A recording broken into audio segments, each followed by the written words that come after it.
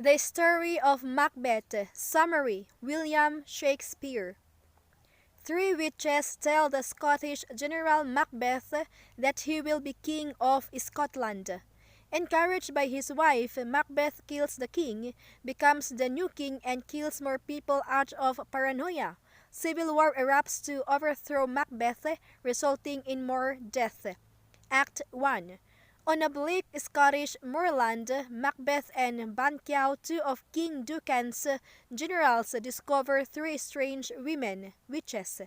The witches prophesy that Macbeth will be promoted twice to Thane of Cawdor, a rank of the aristocracy bestowed by grateful kings, and King of Scotland. Banquo's descendants will be kings, but Banquo isn't promised any kingdom himself.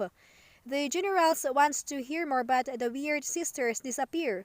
Soon afterwards, King Duncan names Macbeth Thane of Cawdor as a reward for his success in the recent battles.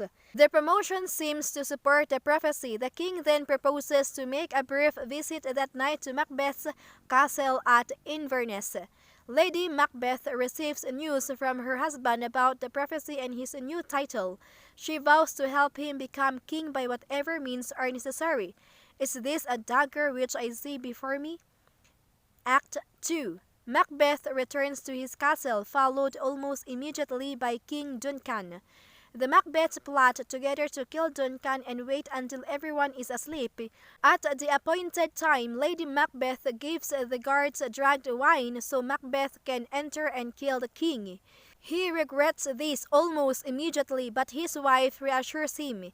She leaves the bloody daggers by the dead king just before Macduff, a nobleman, arrives. When Macduff discovers the murder, Macbeth kills the drunken guards in a show of rage and retribution. Duncan's sons Malcolm and Donalbain flee, fearing for their own lives, but they are nevertheless blamed for the murder. Act 3. Macbeth becomes King of Scotland but is plagued by feelings of insecurity. He remembers the prophecy that Banquo's descendants will inherit the throne and arranges for Banquo and his son, Fleance, to be killed. In the darkness, Banquo is murdered, but his son escapes the assassins.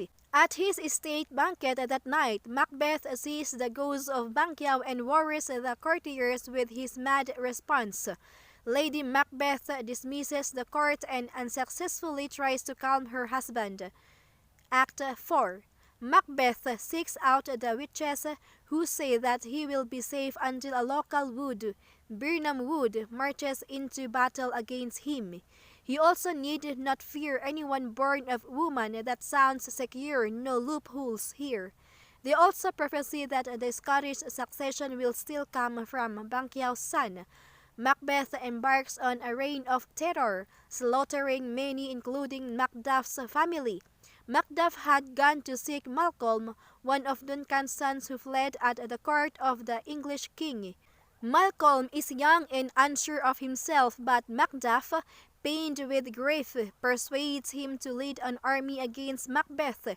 By the pricking of my thumbs, something wicked this way comes. Act 5. Macbeth feels safe in his remote castle at Dunsinane until he is told that Birnam Wood is moving towards him. Malcolm's army is carrying branches from the forest as a camouflage for their assault on Macbeth's stronghold. Meanwhile, an overwrought and conscience-ridden Lady Macbeth walks in her sleep and tells her secret to her doctor. She commits suicide. As the final battle commences, Macbeth hears of Lady Macbeth's suicide and mourns.